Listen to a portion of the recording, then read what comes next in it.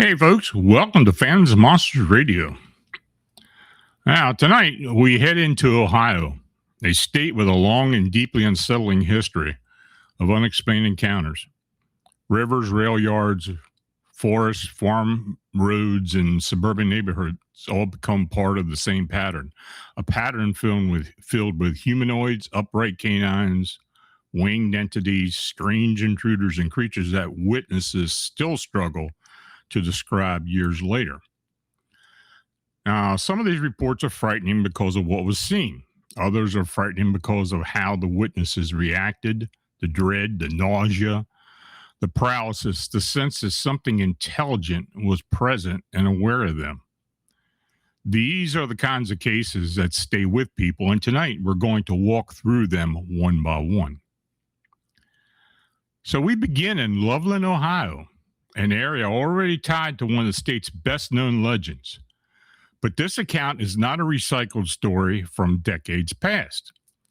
This is a modern witness report set near the Little Miami River, where there are strange stone formations, disturbing animal-like sounds, and a terrifying late-night confrontation built towards something the witnesses had never forgotten.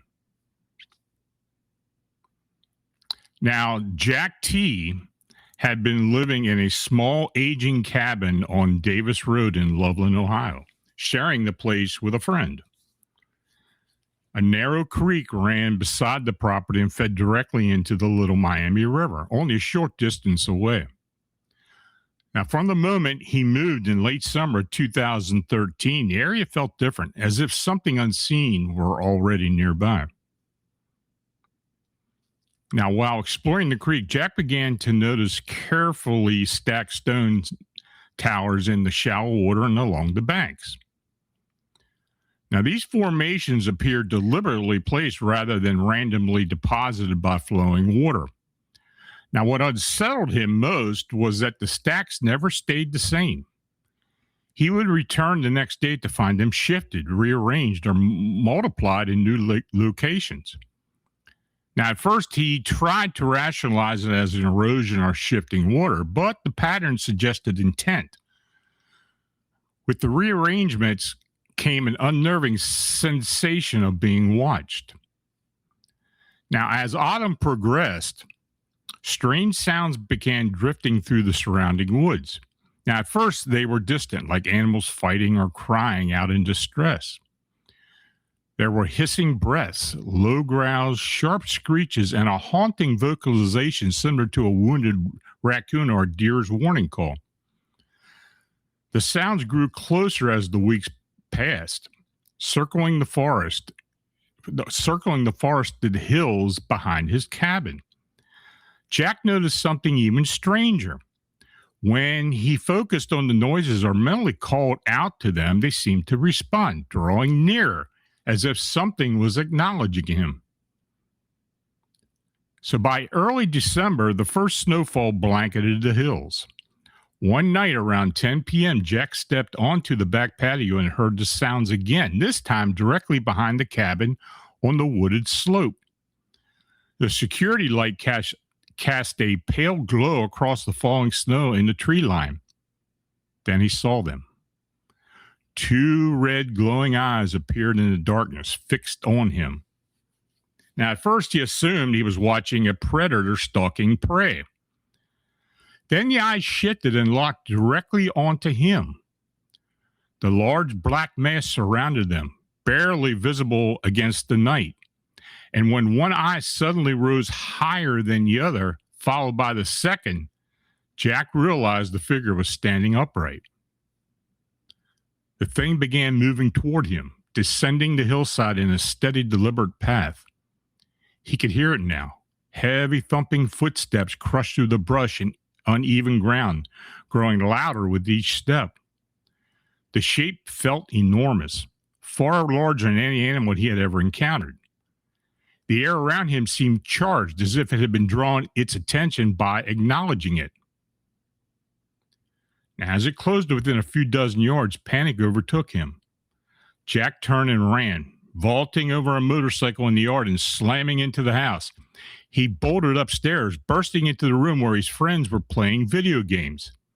They laughed, assuming he had been frightened by wildlife. One of them glanced out the window and claimed he saw nothing more than drifting vapor in the cold air. To this day, Jack insists it was no animal. The memory of those rising red eyes and that massive form advancing through the snow had never left him. He has never tried to call whatever it was back into the open again.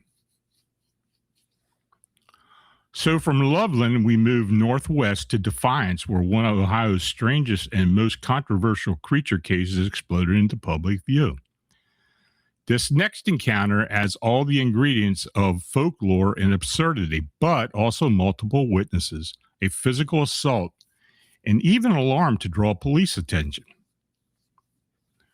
In the early morning hours of July 25th, 1972, railroad worker Ted Davis was completing a task of hooking air hoses between freight cars at the tracks of the Norfolk and Western Railroad depot in Defiance when he looked down and noticed two huge, hairy feet lying just in front of him.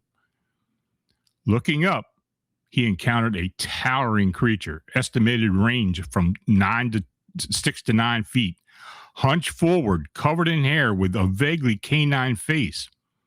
In its hands, it held a large wooden board, likely a 2x4, which it then swung, striking Davis on the shoulder before turning and sprinting into the nearby brush. A follow-up sighting came on July 30th when Davis and a co-worker, Tom Jones, spotted the same creature lurking in the weeds near the tracks. Though it did not approach, its presence unnerved them. The beast seemed to hang on the edge of visibility, hunched, hairy, wearing what witnesses described as blue jeans and maybe a dark shirt.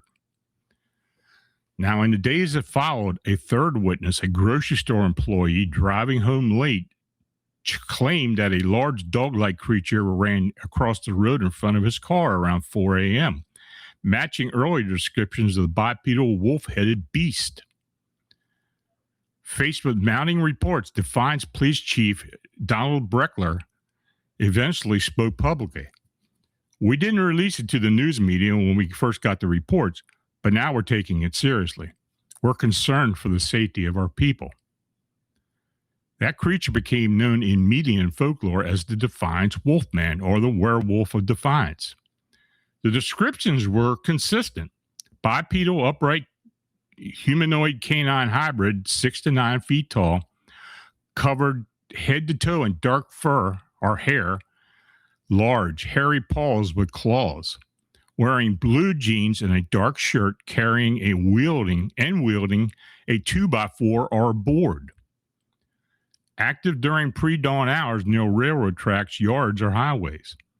Curiously, none of the incidents occurred during a full moon, undermining the classical werewolf tropes. Despite the media attention, no one was ever captured, identified, or harmed beyond the initial strike on Davis. And as quickly as reports began, they tapered off by mid-August 1972, and the creature seemingly vanished.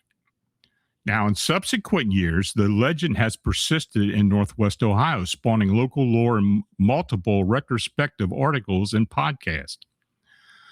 Some investigators proposed the creature may have been part of a broader Dogman phenomena, upright canine humanoid creatures reported in Michigan, Wisconsin, and Ohio. But skeptics argue that the most plausible explanation is a prankster in a costume, noting the location's proximity to the city core, lack of physical evidence, and the oddity of genes in a board rather than a natural weapon. Chief Breckler leaned toward the disguised human. Now, while the mystery remains unsolved, for researchers of anomalous phenomena, the Defiance case stands out because it had multiple credible witnesses with rail workers and a driver. It triggered a police response and local news coverage.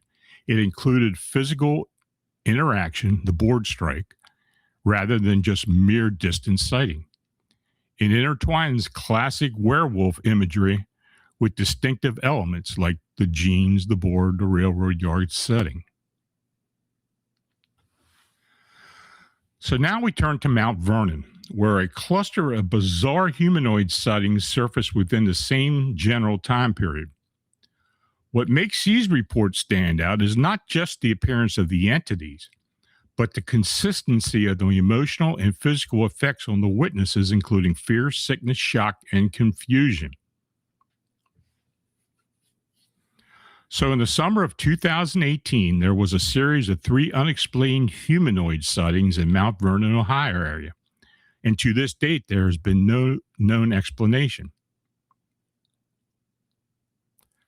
Now, the first account was on August 17, 2018. And the witness stated, I had just gotten back to the parking lot down from Mount Vernon's Wolf Run Park. And when I turned on my lights to leave, I saw it in the woods. I felt like I was being followed my entire hike. And I got a little lost on the way since I was feeling super sketched out. So when I saw it, I was panicking and scared. It looked startled as my lights came on, making a strange gargling, scratching sound, and I felt super sick in my stomach. I don't really know what it was. Like, I thought it was just someone in the woods, but its eyes looked weird. It was smooth-skinned and naked. It seemed to vibrate in front of my eyes as I looked at it. So I pulled my phone out of my pocket and tried to take pictures, but it seemed to lag. I have an iPhone 6 Plus, and I know my battery is having issues, but I've never had anything like that happen. I slammed my car in reverse and got out of there as fast as I could. The noise it made still freaks me out, like it was a velociraptor from Jurassic Park. But it made me lightheaded, and I felt sick in a strange way I've never felt. Then there was a second humanoid report on July 31st, 2018. As I was driving home on July 31st, 2018 at 1:43 a.m. on Ohio State Route 13 North in Mount Vernon, Ohio, a 7 to 8 foot tall, skinny humanoid-like creature ran across the road out of the cornfield across into the soybean field from an east to west direction. I noticed the creature in my headlights at 50 to 75 feet away while traveling at 55 to 60 miles an hour. As it came out of the cornfield, I immediately let off the accelerator, at first thinking it was a deer, but then I saw the creature walking upright. It was 7 to 8 feet tall with a tall, slender body, small diameter arms and legs, hands and feet that looked oversized for its body proportions, a small neck, an oval and elongated head, a dark tan to light brown skin tone, and no body hair. The creature turned its head slightly towards my vehicle's headlights, and I saw its black eyes and a small, slightly open mouth as it continued to run across the road.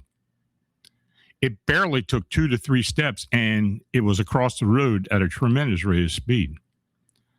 I was in total shock and thought I should check it out at first, but then thought better of it, and being uncertain of what I had just seen, I had better get out of the area. I lost sight of the entity due to the darkness.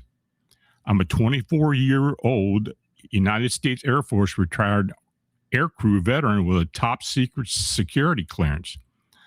Not to be totally bliss, but would someone please advise me on what I saw, because it still truly frightens me. So another report came and the witness's daughter contacted me on September 13, 2018. Hi, I'm reaching out to let you know that I recently received a phone call from my mom in Mount Vernon, Ohio, who told me that she saw a figure that appeared to be an alien coming through one side of her basement and go out the other. She described it as tall with long arms, and she didn't see its face while watching it from the side. I wish to have her identity anonymous, please, if she is not contacted. I thought you might be interested to know that there have been other sightings in the area. My mom said she wasn't scared, felt no danger from this presence, but it just came and left. Thank you. And that was the last report I saw, and the last report that I had read or heard from anyone. So I don't know if this thing is still there or what's going on, but I haven't heard a thing since then. Next is a report from Hillsboro, and this one is pure nightmare fuel. It's brief, direct, and vivid, and kind of roadside sighting that leaves no time for reflection in the moment and no easy explanation afterward. So the witness tells me, hi, back in 2014, I came across something I had never seen before, and to this day, I still have no idea what it was. I remember that day as if it were yesterday. It was summer, and the evening was hot and sticky. My best friend Kim and I were on our way to Winchester, Ohio. She had been dating a boy, and they broke up a few days earlier. We were going to his house to exchange property, and I was there to make sure everything went smoothly. Now, after we exchanged property, we headed back to my town, Hillsboro. Winchester was about an hour away, so it was getting dark. We were on the back roads listening to music and just jamming out. We were, I am assuming, halfway home when we were coming over a hill. Night had fallen, and on the left side of the car was long grass. It was super long, like taller than me. As we reached the top of the hill, we saw a black figure emerge from the long grass. At first, we thought it was some random animal since we were in the middle of nowhere. But as we got closer, we realized that it wasn't. The figure was on all fours, crawling on its hands and knees. I know that if it had stood up, it would have been at least 6'4", maybe taller. When our headlights hit it, we got a better look, and it turned its head and looked at us. It was completely black and shiny, like it had been dipped in tar. Its eyes were round and milky white, and its mouth was full of sharp teeth. I remember my blood ran cold, and Kim asked me what that was, but I didn't know. She asked me what we should do. I had a strange feeling that if we stopped the car, something bad would happen, so I told her to floor it and not stop. And as we got closer, it turned around and went back into the long grass. We had never spoken about it since. Now, ever since I saw it, I've been trying to rack my brain trying to figure out what this was. I had done research and found nothing. And just thinking about it sends chills down my spine. Any idea what we saw? I have no idea, but it was probably a crawler. I mean, we've gotten these things in all different colors and shapes and sizes, so that's my best assumption. Now, our next account takes us to Toledo, where multiple witnesses described a huge winged humanoid moving over the city on the 4th of July. This is the kind of testimony that matters because it wasn't isolated. Several people saw the same thing, and the lingering fear afterward may be just as important as the sighting itself. The witness says, "It's true. I saw Mothman, and not recently, not one of those recent sightings that people are talking about." They were talking about Chicago. That is what made me decide to go ahead and talk about it, because this is so embarrassing. I mean, you go around telling people that you've seen a half human, half moth, or whatever it is, and they tend to look at you like you're nuts. But I saw it. This was back in 2008 on the 4th of July in Toledo, Ohio, which is northwest Ohio, right in the corner of the Michigan line, like right on the Ohio-Michigan border. Okay, so we had just finished watching the fireworks. All the cars were leaving, so we decided to sit back and wait for them to go, so we wouldn't have to fight the traffic and could hang out with the family in a little bit longer. My boyfriend at the time was lying on the blanket on his back, just kind of looking up into the stars, hanging out. But after a while, he looked up and he was like, hey, you guys, what the hell is that? So I was the first one to pay attention to him, and I looked up and there was like this plane going by. And I'm like, it's a plane. What are you talking about? He's like, no, that.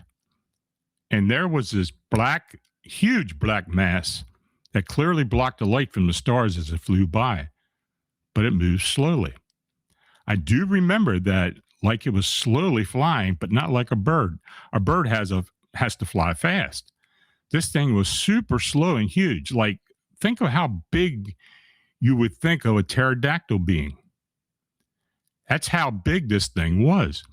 It had wings that were like really thin, like a pterodactyl's wings. What stuck out to me and the most was the wings, like how thin and see-through they kind of were. Like they weren't see-through, but like pterodactyl wings. And the body was like stubby, but not short, because trust me, this thing was huge. But it was stubby, kind of like a gargoyle. That's what reminded me of a gargoyle with pterodactyl wings. I don't know. This thing was weird. It was just weird. So I brought it up to my mom's attention. My mom saw it. My brother saw it. It was funny because we all did the same exact thing, like, it's a plane. What are you guys talking about? I looked at my mom over, and she said, it's a plane. I said, no, Mom. So, yeah, I don't know. I don't know what this was, but for some reason, seeing it made me feel terrified, and it stuck with me. That fear struck me. And if you think about it, it's kind of irrational because there's no real reason to fear it.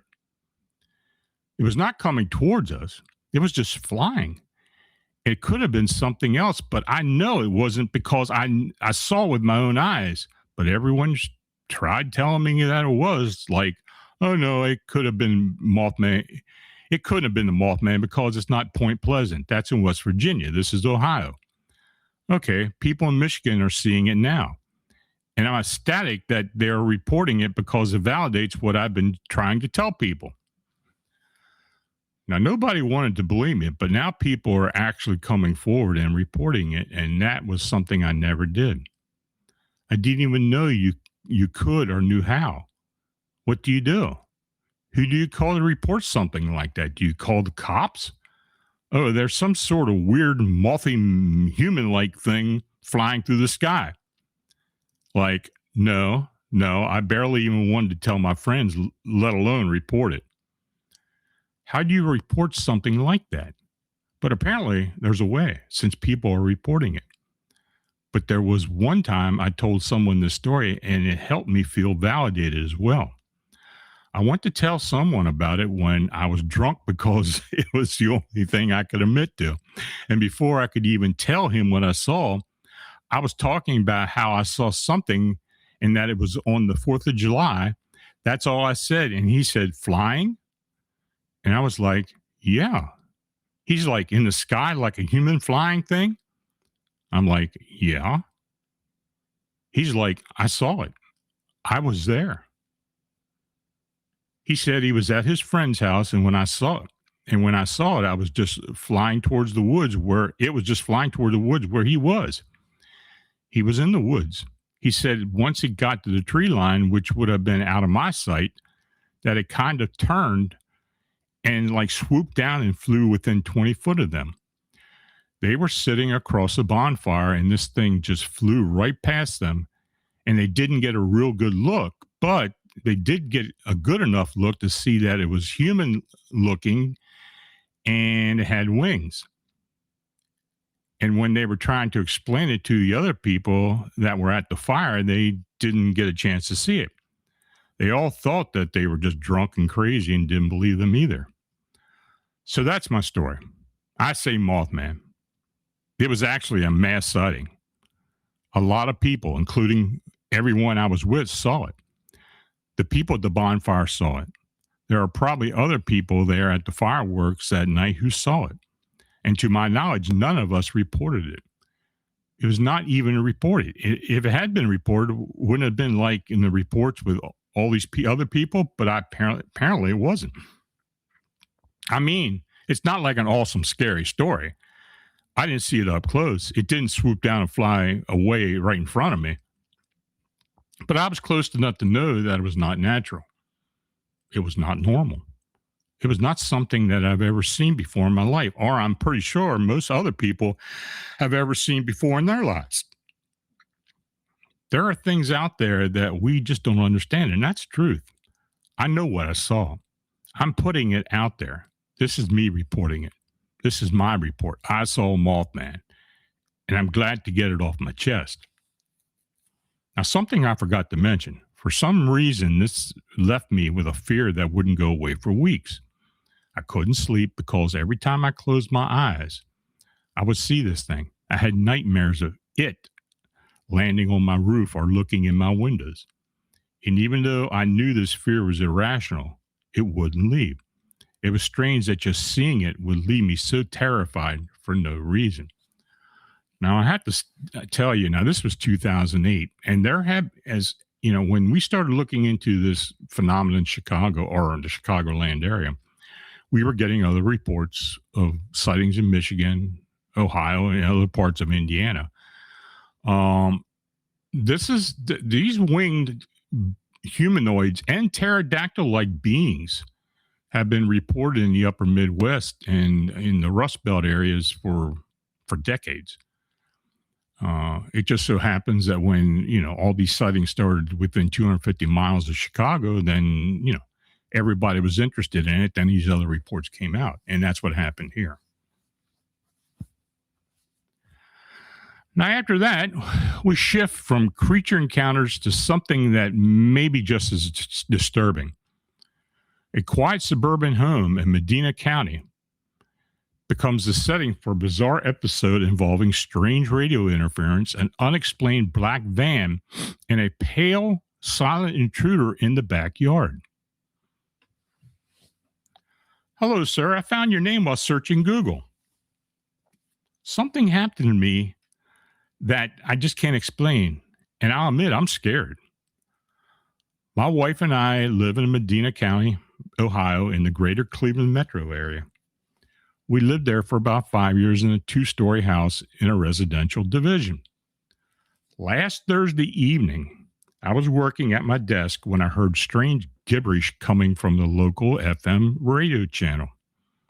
I initially thought it was interference, but then it started to sound like a conversation. The language was not recognizable, and there was an odd humming sound in the background. And this continued for about 10 minutes, but then stopped.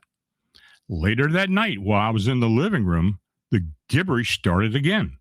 This time, it was much clearer. It sounded like the parties were arguing, but I'm just speculating. Then last Friday, something very unusual occurred. We had just finished dinner around 7 p.m. when we noticed a shadow from outside go across the dining room window. I looked out the window but didn't see anything. So I looked out the front door window and saw a plain black van parked on the street in front of our house. Then I heard my wife yell from the kitchen that someone was in the backyard. I rushed to the kitchen and turned on the security lights. Standing on the far side of the patio was a strange looking man dressed in heavy black bodysuit and wearing a black cap. There were no markings on the suit or cap. I immediately noticed that he had a young looking face but was very pale with large ears. He was holding what looked like a PC tablet device that would emit an occasional beep. I opened the door and asked him what he was doing. He looked at me with a blank stare, then started walking back toward the side of the house. I followed him back to the front of the house and to the black van. I asked him several times who he was and why he was there. I never received a response. He quickly got into the van and drove away. I called the police and filed a report. The officer said that he was unaware of any similar activity. I examined the yard earlier the next morning, and I didn't see anything out of place. I talked to the neighbors, but they never noticed anything unusual. I haven't slept well since that night. This incident is unnerving to us. I have heard of some Men in Black accounts, but I don't particularly find much interest in the subject. Can you explain what, if anything, is going on? Thank you for your time. Well, I get these reports a lot. It's usually somebody dressed in black, but not necessarily looking like the typical men in black. But over the years, the outfits have changed somewhat to become more modern. But the fact that he was in the yard, not talking, not responding to the homeowner, and was driving a black van, got in, didn't say a word, and the cops not knowing anything about it, well, that's kind of disconcerting. And I told this witness if it happened again to let me know, but I hadn't received any more updates on this, so I don't know what happened. We now return to northwestern Ohio for a chilling campsite encounter near Lake Erie. Two brothers, one terrifying night, and a pair of upright canine entities that seemed to surround, track, and possibly mark their territory around the tent. Hi, this event occurred in northwestern Ohio in the summer of 2018. I was camping with my brother along Lake Erie near Pickerel Creek Wildlife Area just west of our home in Sandusky. So that first night, we went to sleep early. I woke up around 2:30 a.m. to take a leak. My brother was fast asleep. The moon was almost full that night, so it gave me plenty of light to see everything outside the tent. There weren't many bushes in the area around our campsite, so I didn't have to worry or be afraid of something hiding and waiting to sneak up on me. I was walking away from our camp when I saw something that scared the crap out of me not far from me. There were two dog-like creatures just standing there staring at me. And when I say standing, I mean on two legs. I freaked out. I ran back to the tent. I heard what sounded like they were chasing after me and making strange noises. Not so much a dog or wolf sound, but more of something like a human. It was the scariest sound I'd ever heard. I was too afraid to turn around. I thought they would pounce on me at any second, but that never happened. When I did make it back to the tent, I dove in it. I scared the crap out of my brother, who asked what was going on. I told him what had just happened. He gave me a strange look, then laughed and told me to shut up. I told him if he didn't believe me, go out there himself and see. He laughed again and said, sure thing. I have to go anyway. So I sat there, and I watched him stand up and head out the tent. I knew that this was serious, and I couldn't let him go out there by himself, so I followed him out of the tent and into the darkness. Now, my eyes took a few seconds to adjust, but I could see him standing about 20 yards away, staring off at trees. I walked over to him and looked in that direction, too. We were staring into the pitch black woods, but then, as my eyes adjusted, I could see something in the shadows. It was part dog, part man creature. It didn't move or growl. It just stood there upright looking at us. The dog part, the upper half, looked like a German shepherd, but with yellow eyes and a dog-like head. The human part started about mid-torso downward. It was standing there on two legs like a man. The upper part was hairy like a dog, but the bottom half was hairless like a human. I whispered to my brother and asked what he thought it was. He said nothing. He was literally paralyzed with fear and shock. I grabbed him and pulled him back to the tent. And as we ran back, the creature let out a horrific howl. The sound of that thing echoed through the trees. It was like nothing I'd ever heard before. We dove into the tent and piled our backpacks and gear in front of the entrance as if we were offering ourselves protection. We were both absolutely terrified. He was shaking, and I felt like I had to throw up. I asked him what we should do now, and he said that he didn't know, but if this thing got into our tent, it would kill us for sure. Then we heard a dog howl in the distance, and we felt relieved, even though I knew it might have been a second creature I had encountered earlier. Then another howl answered closer to us, like right outside the tent. It had followed us. We then heard scratching and digging sounds. We were both screaming hysterically at that point. Then it stopped, and there was nothing but silence. We waited inside the tent for at least 15 minutes, hoping that it had left. We decided to take the risk and peek out the tent. I grabbed the flashlight and peeked through the flap. I saw nothing. I waited a bit longer, then looked out at the campsite. There was nothing there. We decided to stay put in the tent until daylight. There was no way we were going to walk through the dark woods towards my car in an attempt to escape these creatures. After what seemed like forever, the morning light started creeping through the forest canopy. We both slowly exited the tent and looked around us. There were large canine and human-like prints all around the campsite, especially in a circle around the tent. We quickly gathered our gear and started hiking toward my car, which was parked in a lot about a half-mile away. And when we reached the car, the first thing I noticed was a terrible stench. I didn't know what it was, but the odor was very strong. It was so strong that we could smell it even after we got in and drove off. My brother believes that the creatures may have found the car and marked it as theirs. I wasn't sure if that was true, but the stench lingered in the car for days. Now, when I got home after dropping my brother off at his apartment, I started looking online for answers. I read several accounts about Dogman sightings throughout Ohio, but none were from the area where we had been. Now, this was 5 years ago. My brother and I still enjoy the outdoors, but we have not returned to that area again, and we both are more aware of our surroundings when hiking and camping. But we just don't talk about the encounter with each other anymore. Now, the next report blends the Bigfoot mystery with something even stranger. Deep in the woods of southeast Ohio, a hunter hears heavy footsteps approaching him and sees leaves moving, but sees no visible source. It's a case that pushes the question beyond flesh and blood into something much more harder to define. The witness says, I live in southeast Michigan and in northern Macomb County, but used to hunt in Tar Hollow State Forest in southeast Ohio from 2000 to 2008. On the last hunt of one of our trips, I decided to go all the way down to the bottom of the hollow and check it out. I was told the wind swirls in the bottoms and it's better to stay out of them.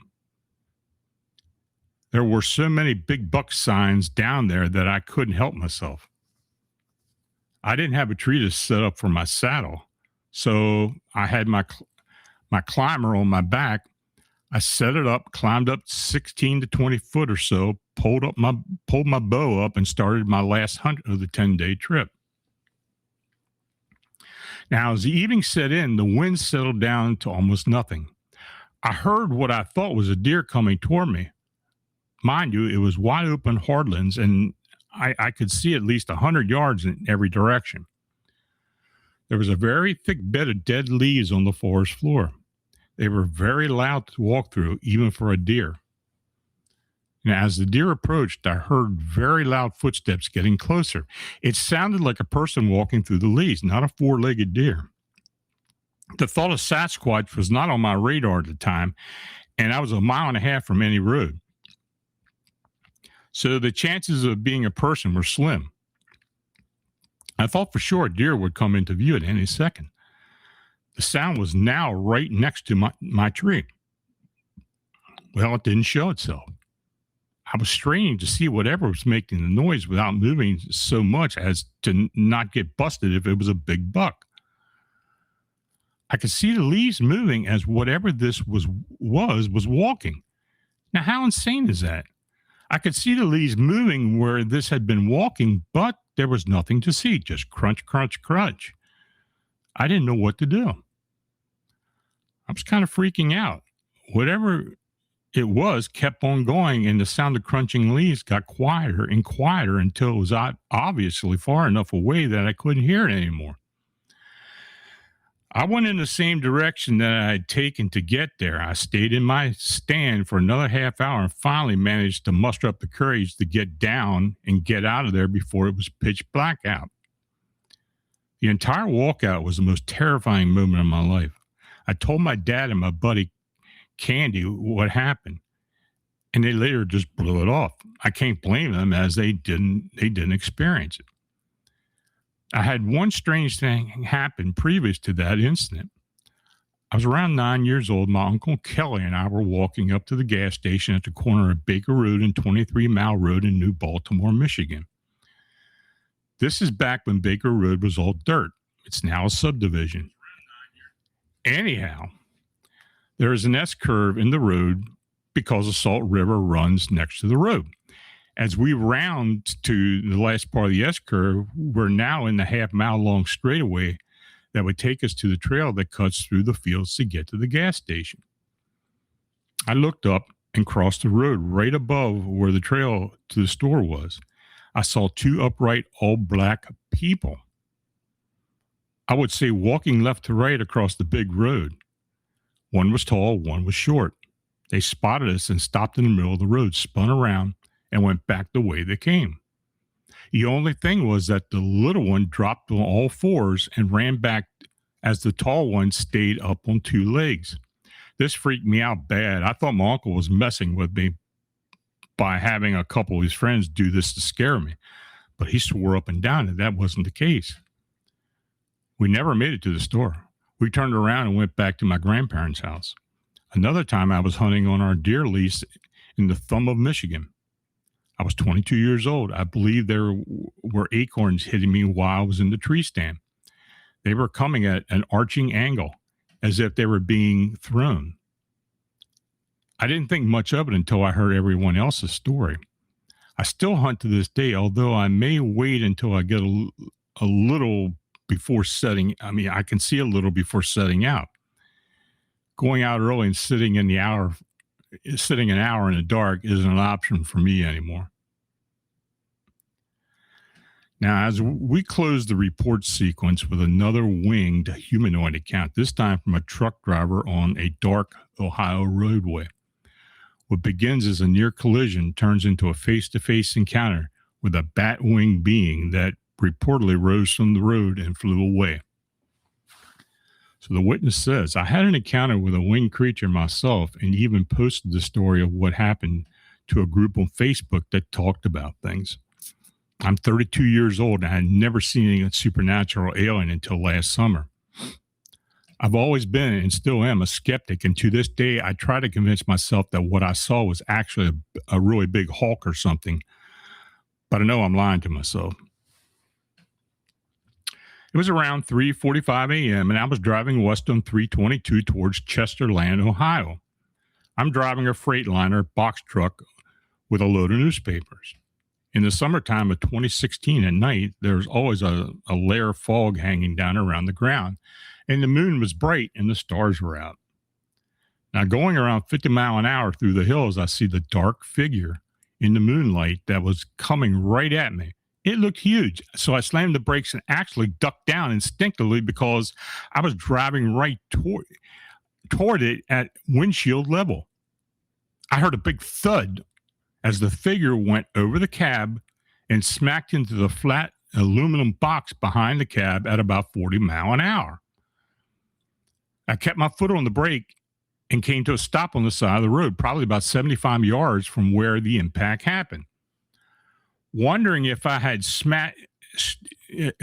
smashed into the top of the box, I got out and looked around.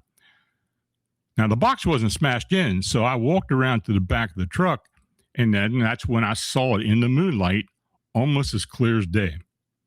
This thing was huge. I thought for sure it was dead, but all of a sudden it rolled over, and that's when I saw its bat-like wings, not bird-shaped. It rolled over, stood on two legs, and was at least 6 foot tall. The thing looked right at me in its red-orange eyes, and I was literally frozen in fear. I couldn't move at all. Then it spread its huge wings, jumped up, and flew off. I ran back to the truck and took off towards Chesterland as fast as I could and spent the rest of the night on edge and trying to rationalize what I had just seen. Now, the closest thing I can describe it to is the Jeepers Creepers monster, but I wasn't that close to see its facial features in much detail.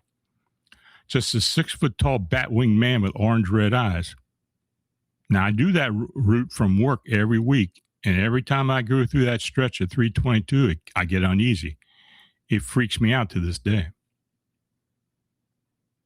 Now, Ohio has always been a fertile ground for Fortean mystery.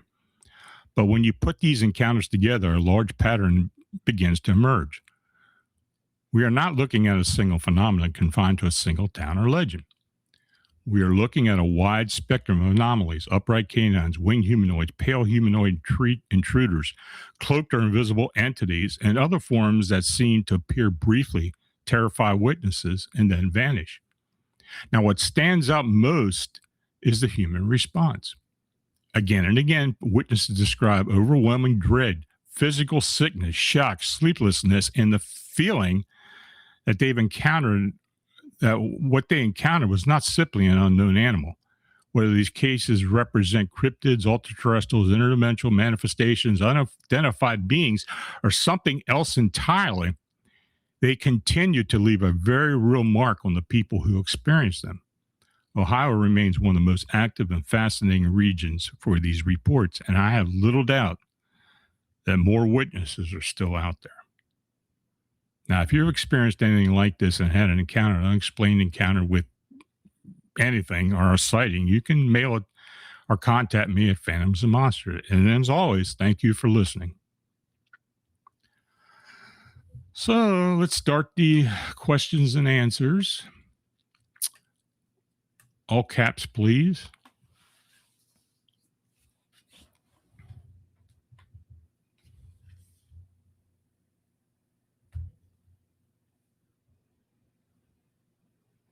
Winnie Nisi, thank you for the donation. Much appreciated.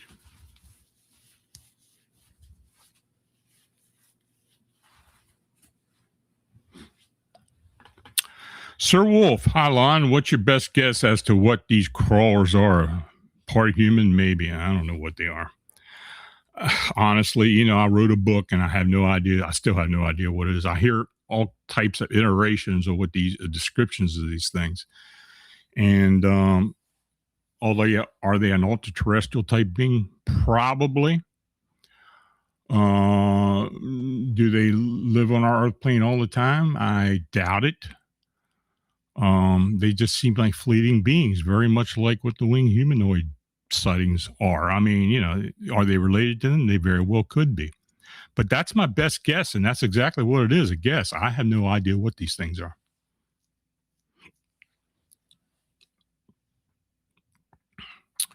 Dagnammit, what part of Ohio has melon heads? I don't think I've gotten them. I think there has been melonhead reports, but I can't remember exactly where in Ohio. I know there have been some in Michigan. Now, is that related to anything we talked about? I don't know. I don't know if it is or not. I mean, the whole melonhead thing, it kind of reminds me of the movie itself. And, is that really something that happened? But I don't know. I don't know what it is, to be honest with you.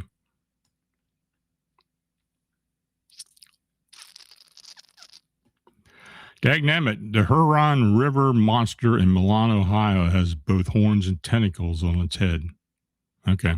I had never heard of that. So if you have anything you want to share, please send it to me. I'll look it up and dig up as much as I can. But it's never been reported to me. Howie Staring, Alon, do you have any deer man reports lately?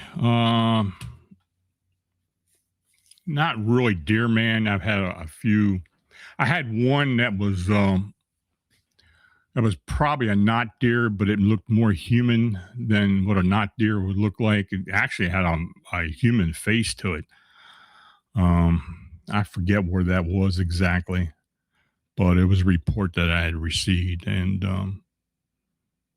I do occasionally get something like that, but it's usually what people consider a not deer. It wasn't standing on two legs. It was quadrupedal.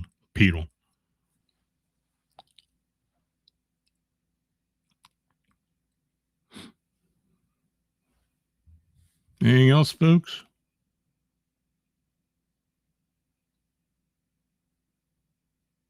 Again, if you have any reports that you want to offer to me, feel free to contact me, and I'll go from there. Just let me know as much as you know, and I'll start digging.